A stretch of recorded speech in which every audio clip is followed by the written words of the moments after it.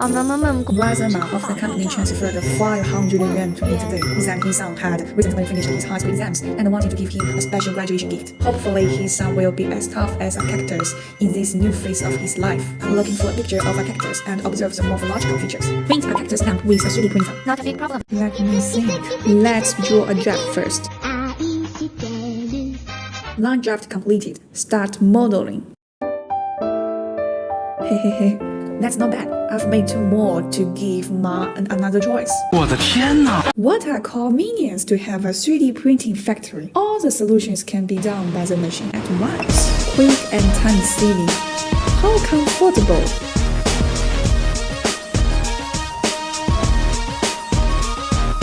That's fast.